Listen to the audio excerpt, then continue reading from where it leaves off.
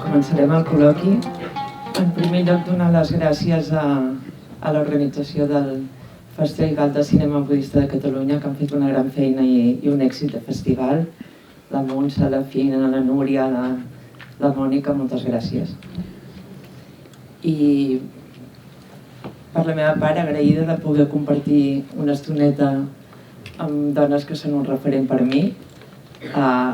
Molts cops ens passen les practicants budistes que ens falten referents femenins, que quan busquem referents en llibres, en ensenyaments, normalment són homes, i tinc la immensa sort de compartir aquest moment amb la Lama Sondro, que va fundar el primer centre budista de Barcelona.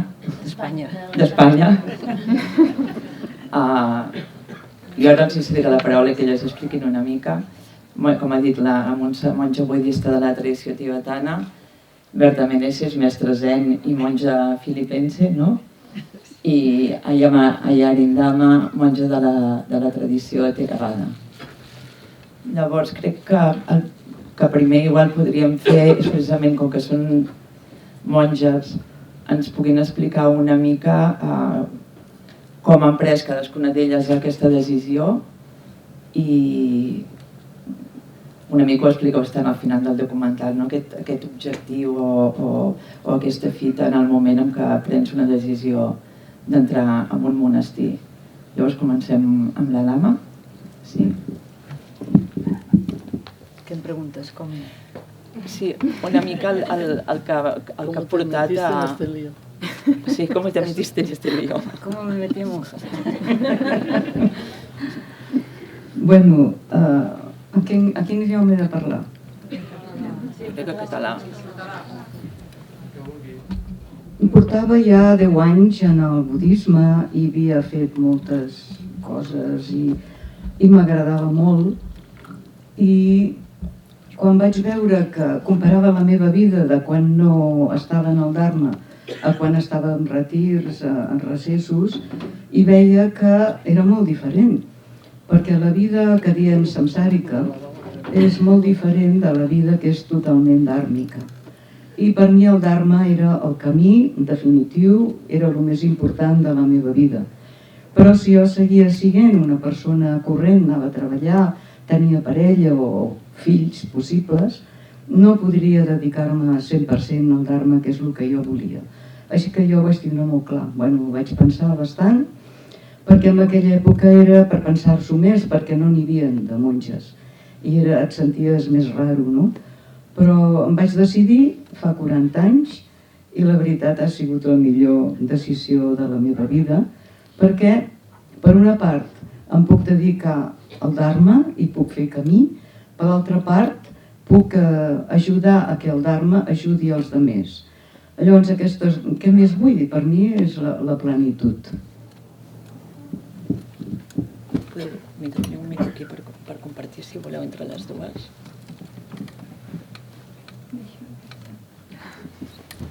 Vol que comenci jo?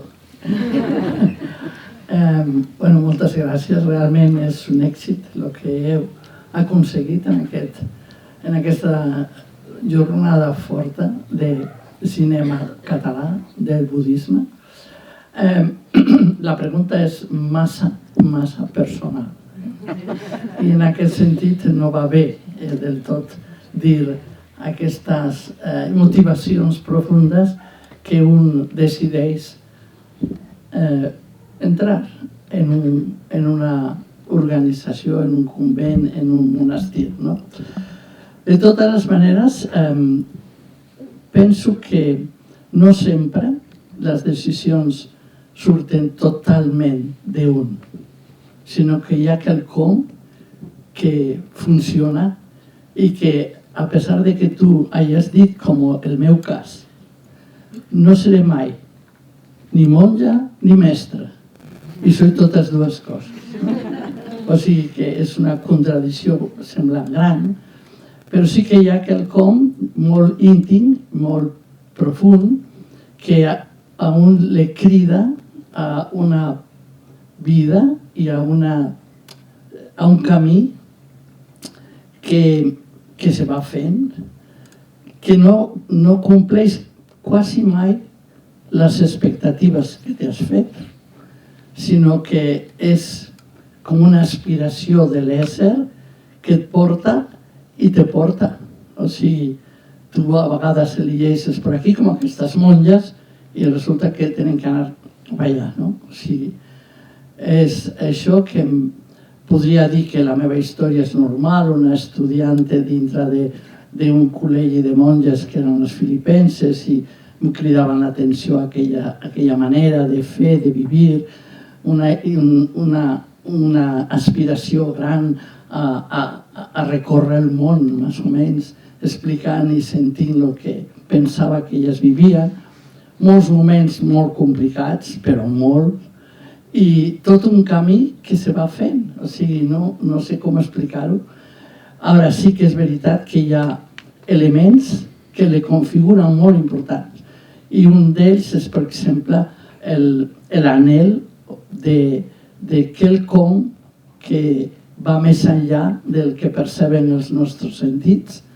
Això és un element que està com molt inconscient al principi, que va prenent forma. Una realitat interessantíssima que es fa en grup. O sigui, els altres són elements superimportants per a poder fer el camí, no? O sigui, un empoderament de les dones, podríem dir, que sempre han tingut que estar bastant sotmeses al patriarcat i que en aquest sentit decideixen, creen, són creatives, fan camins nous. Aquesta és l'experiència en realitat que tinc. I després una creativitat respecte al mateix camí, en la manera d'entendre-lo, en la creativitat dels rituals, en el compartir les reflexions, etc. Són elements que van configurant el camí i que te hacen estar aquí, no te vas a casa, que a vegades penses seria lo més còmode. Continues. Bueno, ja està bastant. Gràcies.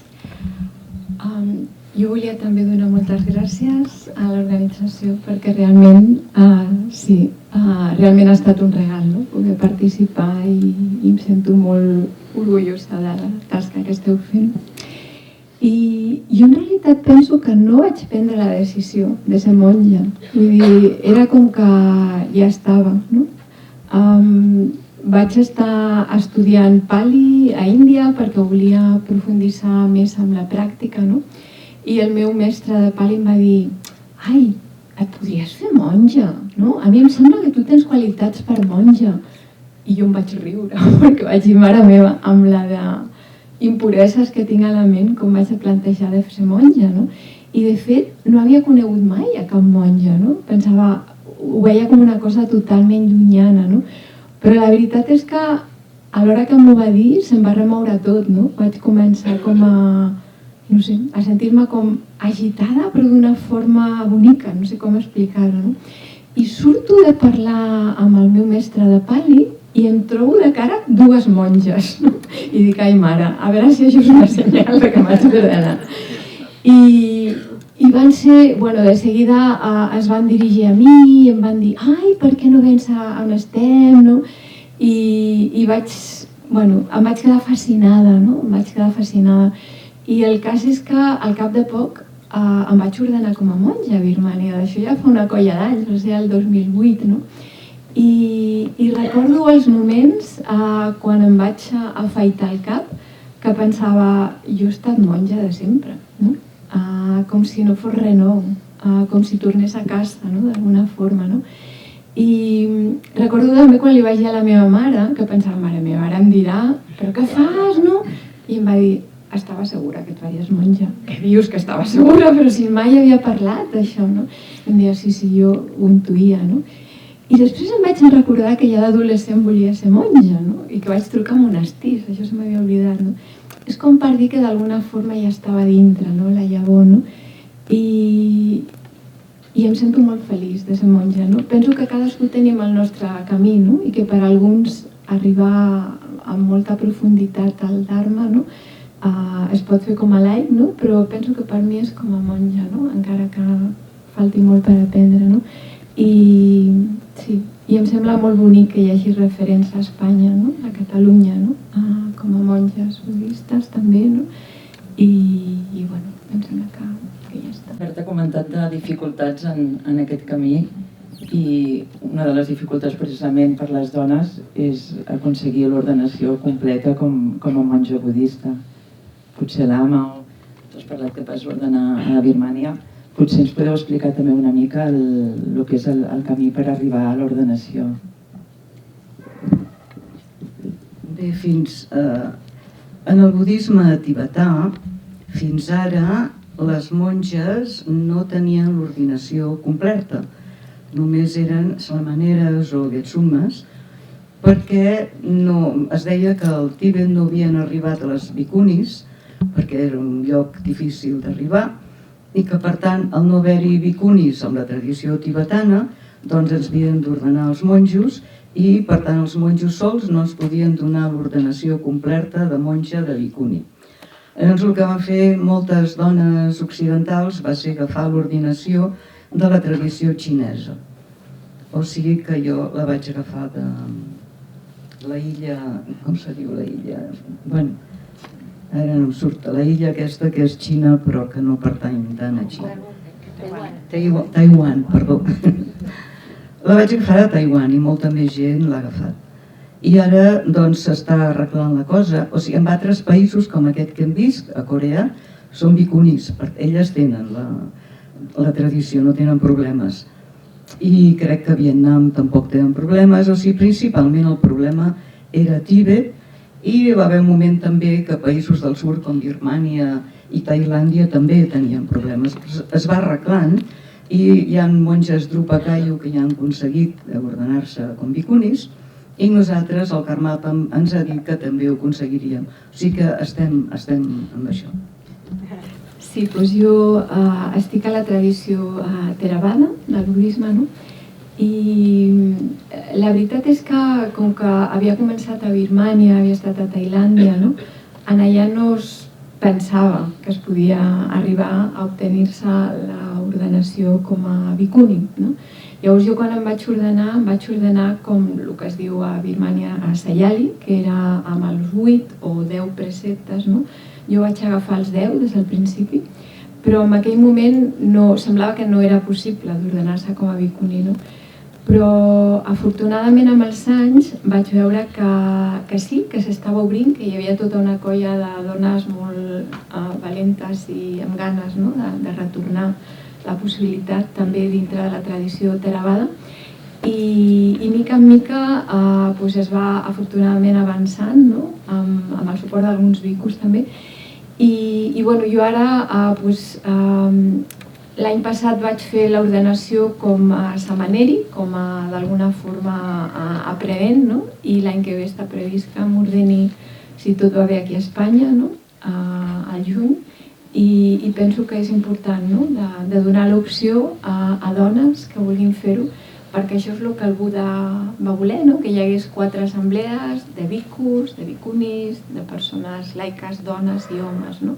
Per tant, penso que és una tasca que tenim que fer també aquí a Espanya. I a part, quan ara t'ordenin a tu, hi ha més gent també, perquè dius que venen a ordenar-te, o sigui, venen de fora i només estàs tu o hi ha més dones?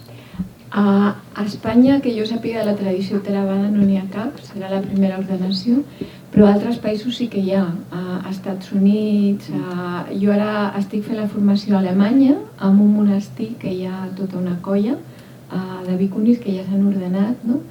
I bueno, la idea, jo ara ens hem traslladat a un altre lloc més gran, no? I bueno, hi ha dones que volen venir per fer tot el procés també d'ordenar-se com a bhikkhunis, no? Dones algunes de Sud-amèrica, no?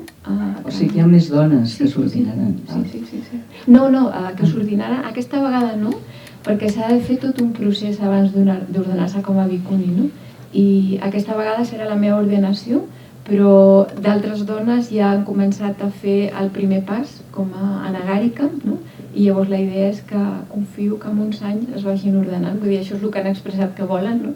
I vull donar tot el suport. Doncs ets molt afortunada de ser que vinguin expressament a Espanya per tu, per ordenar-te tu, O sigui que felicitats. Gràcies. Comentarem alguna coseta més i llavors obrirem torn de preguntes, però imagino que tenim moltes preguntes a fer. Només abans comentàvem abans del documental que formem part de l'associació Secret Spain. Berta Meneses, l'Ama Sondro són fundadores, Montse Castellà també, jo porto uns anyets també a l'associació. I una de les coses que vam voler fer, hi ha diferents activitats, va ser mirar de contactar amb altres monestirs que hi haguessin a Espanya per poder establir una relació i aconseguir un diàleg amb altres monges que no fossin només aquí a Catalunya.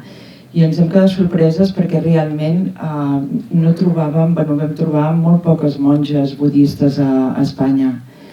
Amb la qual jo crec que igual estaria bé que poguéssiu parlar un moment del monestir que vosaltres sí que heu creat i convidar i que la gent sàpiga que sí que hi ha aquests monestirs on practicar. El que hem vist d'aquesta pel·lícula, d'aquest documental, està tot tan ben organitzat i tothom va seguint les regles d'una manera que condueix a que l'ego no pugi, a que un es pugui practicar, meditar, tot està perfecte a l'entorn. Clar, necessitem monestirs. Aquí a Espanya apenes n'hi ha, i a Europa apenes n'hi ha. I és una pena, realment, no? Nosaltres tenim un monestir perquè hem volgut establir-ho a Santa Coloma de Farners i de moment som 6 monges. I un monjo. Pobre. I jo pensava, ara veient la pel·lícula, pensava que potser hauríem de donar l'oportunitat a dones, o inclús també homes, que volguessin fer una prova d'1 any, 2 anys, 3 anys, de provar la vida monàstica, doncs potser hauríem de donar aquesta oportunitat, perquè allò que en tenim, i potser seria un començament d'un monasticisme budista a Espanya, que seria algo molt bo. Estàs creant. La veritat és que tampoc vaig decidir de muntar un monestir, no sé, és com si estigués a dintre, no? Sí que és cert que quan estava a Birmània em vaig sentir molt afortunada perquè em van donar molt suport com a monja per poder meditar, que no era l'habitual, que moltes monges es dedicaven a ajudar que els monjos meditessin, però no tant a fer-ho, i vaig tenir molta sort que em van donar molt suport i vaig pensar, ostres, això a Espanya es pot fer, no? I llavors van donar les circumstàncies que jo tenia una petita casa i vaig pensar per què no comencem per aquí, no? I llavors vam començar a Palautordera, a prop del Montseny, no? Fa 3 anys, amb una colla de persones que van donar suport amb això, i al llarg d'aquest temps han vingut algunes dones per ordenar-se temporalment. El lloc era molt petit, no? I no donava la possibilitat que poguessin viure, no? Però va sortir com l'aspiració de poder tenir un lloc més gran, no? I vam tenir la gran sort que ens van fer una donació per poder comprar un espai nou a Terol i tot just ara hem fet el trasllat, vull dir, fa una setmana que estem vivint allà, no? I la idea és tenir una comunitat, sobretot de dones, perquè penso que d'homes ja hi ha més opcions, no? Però de dones no tant, no? I hi ha hagut dones que han manifestat que volen venir, al gener vindrà la primera, i llavors hi ha 2 més que estem acabant de veure quan, si al març, i penso que és important que hi hagi opcions, perquè el que jo veig és que hi ha 7 de tenir dones que volen ordenar-se. I Berta, si vols afegir, encara que no sigui alguna cosa més, perquè una mica igual obrirem les preguntes. Realment, de los monestirs o dels convents de monges catòliques o contemplatives també, en sabeu molt perquè són les arrels de la nostra cultura que estan des de fa molts anys, no? Però el que sí que és una mica més raro, diguem, o diferent, és que dintre d'un ambient de religiosa filipense católica sea maestra zen. Eso es lo que es extraño. Suena una mica como raro, ¿no? El que pasa es que el itinerari no l'explicaré, és un itinerari llarg, no? Però sí que diré algo, perquè hay que acabar ràpid, que és que el mateix zen, el que hem heredat és de Japó, però té les arrels, evidentment, en Xina i també les més profundes en Índia, tant en les escritures de Vedas i Upanishads com sobretot en l'experiència del despertar del Buda, que és per això que es diu Buda, no? El despert. Aleshores, això té una manera de formular-se que respecte a la pràctica del Zen, que ja afirma en les seves arrels, el fundador, podríem dir, Bodhidharma, que és al marge de les doctrines. Això no vol dir que no hi hagi quantitat, tots els sutres i molta literatura, podríem dir. Però l'experiència Zen i el camí del Zen se pot ser de qualsevol religió, de qualsevol... No és absolutament necessari ser budista per a practicar Zen. Aleshores, en ese context, el que vaig viure, no solament jo, sinó tot el grup, és la importància del camí del Zen, que té molt clar el desvetllar del cos, o sigui, una harmonia o una saviesa del cos, una manera, un camí molt marcat de com fer-lo, esa entrada en el misteri, en lo sagrat, en lo profund, en la que es diu en el Zen la naturalesa essencial búdica, té molt clar el camí, com s'ha de realitzar, i a més és en grup, és en sangha. I la sangha té les mateixes característiques, solament que són laicos, nosaltres som laics, no som en un convent, no som en un monestir, però també hi ha monestirs d'homes i de dones zen, però el nostre cas és un monestir, és una sangha, un grup que és laic.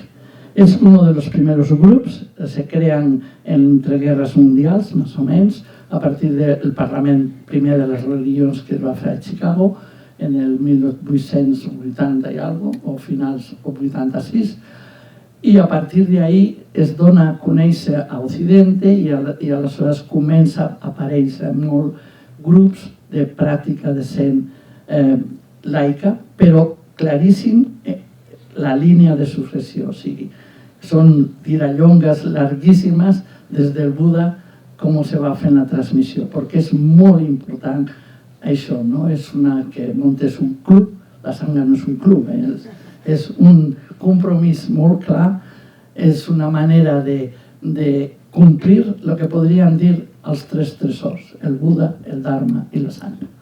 I ja no m'explico més, però això fa possible que sigui religiosa filipense i mestra Zen alhora, no?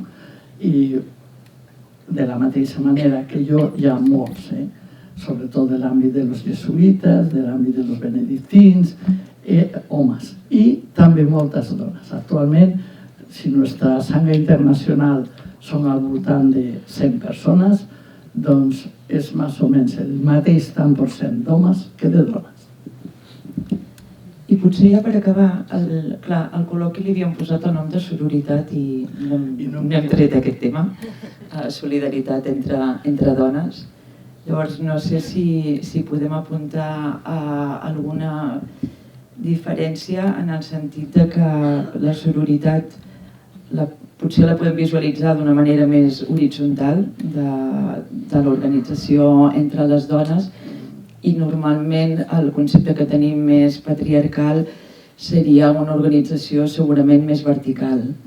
No sé si a nivell d'aquesta solidaritat entre dones podem apuntar alguna cosa per tancar i ja donar la paraula. Vols parlar? Bueno, és un fet, evidentment, que la manera d'organitzar-nos i de viure en tots, tant religiosos, catòlics o cristians, com en tot el patriarcat, sempre han estat molt verticals. Però les característiques femenines són d'hospitalitat, d'acollida, de cuidado, de xarxa, i en aquest sentit canvia molt i va canviant cada vegada més. O sigui, la madre superiora ja no existeix, per posar un exemple, no? I, sin embargo, sí que és molt possible i és molt interessant l'ajuda mútua, l'acompanyar, com passa en la pel·lícula, les crisis que poden existir o les dubtes davant de determinats principis, estructures, però hi ha moltíssima feina en això de les estructures, perquè encara el pensament és bastant patriarcal i vertical. Nosaltres estem trencant motllos, així de clar. És moment de trencar motllos. No, només un moment, perquè Sílvia, faltes tu, la teva aportació. Ella va aprendre també l'ordenació de monja i és una altra possibilitat que hi ha, igual no fa vida monàstica, però és monja. És que en realitat, ho ha explicat la Berta, no som ben bé de la mateixa tradició zen, però les monges zen són monges laiques, amb la qual potser la renúncia no és ben bé la mateixa. Soc mare, tinc fills, però sí que hi ha un compromís profund amb la pràctica i l'únic és una pràctica que es viu des de la vida quotidiana. Jo sempre dic que en molts moments és més difícil practicar en el lloc on treballo que no en el dojo mentre faig zazen. I al final la pràctica no és només el moment de zazen, de la meditació asseguda, sinó cada minut del dia a dia, perquè un cop hi ha un compromís amb la pràctica estàs constantment, com si tinguessis un mirall davant, veient tot el que queda per aprendre, perquè jo crec que morirem aprenent a morir, no? I aquest és un camí. Sí, sí. Us sembla que ja donem la paraula, no? Hola, moltes gràcies a totes. Jo m'he sentit molt identificada, no? En aquest sentit, he pensat que la distància entre vosaltres i nosaltres no era tan gran, en aquesta cerca constant de qui soc, no? I en aquestes dubtes. Llavors, la meva pregunta és molt simple.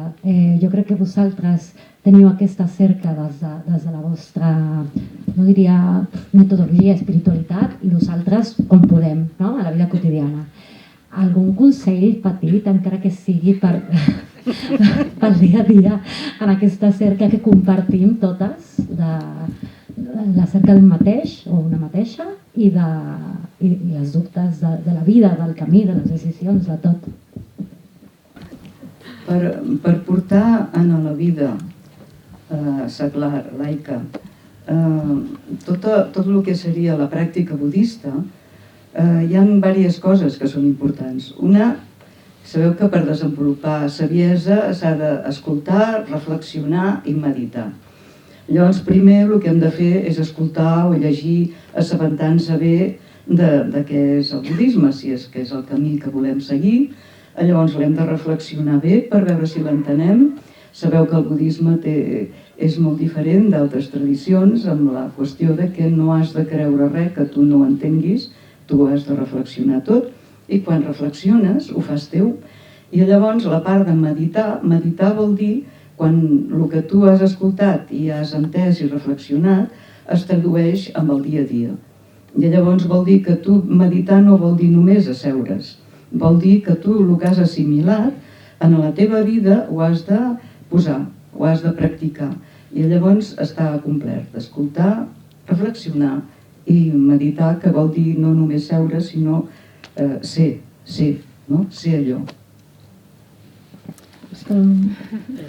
Això de ser ordenada monja bhikkhuna, es podria d'alguna manera explicar quines són les proves, què és el que s'ha d'haver aconseguit per poder ser monja bhikkhuna? M'imagino que igual no és exactament el mateix. Sí, és el mateix. És el mateix, perfecte. Doncs em sembla... Pots afegir coses. El Vinaya és el mateix. Sí. És el mateix.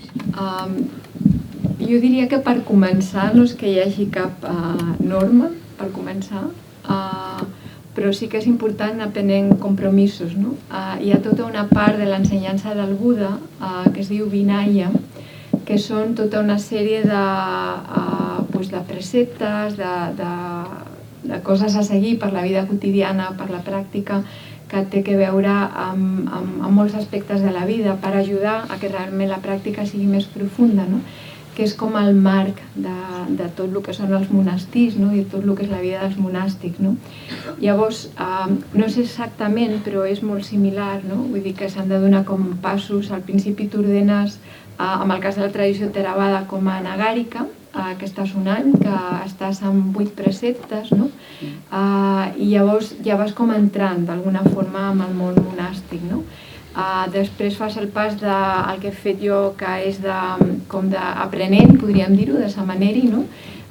Que ja fas un vot més de no agafar diners, per exemple, en el cas de la tradició Theravada, no? I després, al cap de 2 anys, t'ordenes com a bhikkhuni, no? Però és un procés gradual, no? I que sempre tens l'acompanyament d'un altre bhikkhuni, no? O de més, no? Que et va acompanyant, no? I jo diria que qualsevol persona que tingui la motivació de fer-ho, qualsevol dona pot fer-ho, no? Realment és quelcom que et vas fent durant el procés, durant el camí, no? Per tant, penso que és... Si el Buda va dir que era una cosa interessant, algun profit en podem treure, no? Penso que és bo. No sé si vols dir, sí. Sí. El que passa és que no és només un que pren uns vots, és després on viurà, què farà. O sigui que fer-se monja o fer-se bhikkhuni té que estar relacionat amb un monestir on viure, perquè hi ha dones que s'han fet bhikkhunis i llavors viuen soles, van a treballar, fan vida normal, soles, i clar, la cosa monàstica és la sangha, és la comunitat, és viure amb la comunitat. Llavors, les bhikkhunis que viuen soles, normalment moltes ho deixen o no se senten satisfetes, perquè la idea de Buda, de quan tenia sangha, era de que vivien junts. És una cosa, si em permet. Només volia afegir que jo recordo fa un any que vaig escriure un petit article que es deia l'altra cara de les bhikkhunis, no? I penso que no pot haver possiblement bhikkhunis si no hi ha persones laiques que donin suport, no? Perquè vull dir que un monestir està format per monàstics, però si no hi ha una sangha laica que doni suport, això no és possible, no? I penso que és important també fer referència a això, no? Perquè a vegades parlem de bhikkhunis, però també cal... Per mi és com els castellers, no? Aquesta imatge, no? De l'enxaneta, no? Que potser és la bhikkhuni, però perquè això sigui possible hi ha tota una colla de gent, no? Per la que jo sento personalment molta gratitud. Sembla que potser hi ha ganes d'anar a dinar amb el canvi d'hora i tot. Doncs, si us sembla, ho deixem aquí, no? Moltes gràcies.